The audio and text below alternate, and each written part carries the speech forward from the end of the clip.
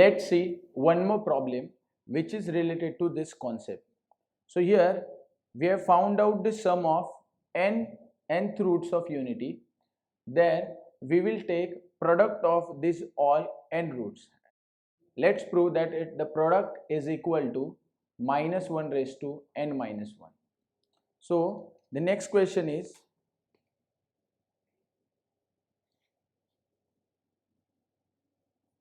product of nth roots of unity is minus 1 raised to n minus 1.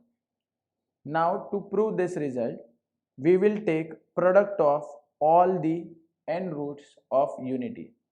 So the n roots was 1, omega, omega square, omega cube, and so on till omega raised to n minus 1. Now to prove that it is equal to minus 1 raised to n minus 1, we will simplify this.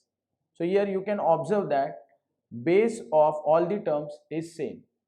So we can use law of indices to find out the answer. So we'll get omega raised to 1 plus 2 plus 3 plus dot dot dot till n minus 1.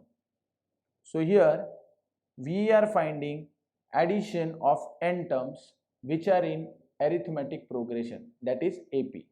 And we know that whenever we are adding n terms, that time the summation is given by n plus 1 upon 2.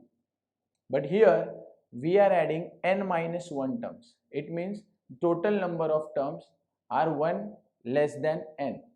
So here the Sn will become S of n minus 1 and it will be given as n minus 1 then n minus 1 plus 1 upon 2.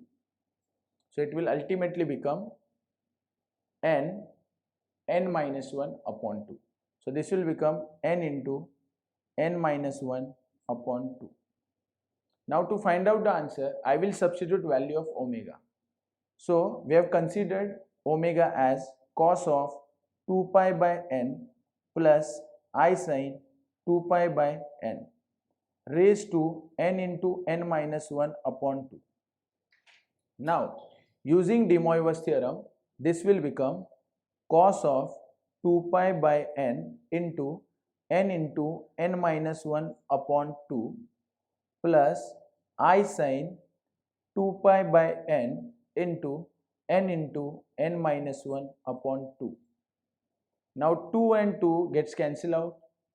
Similarly n and n gets cancelled out and we get cos of n minus 1 into pi plus I sin n minus 1 into pi.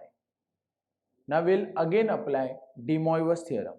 So here we will get cos of pi plus I sin pi whole raised to n minus 1. And we all know that cos of pi is minus 1 and sin of pi is 0. So we will get minus 1 raised to n minus 1 and we have proved the result.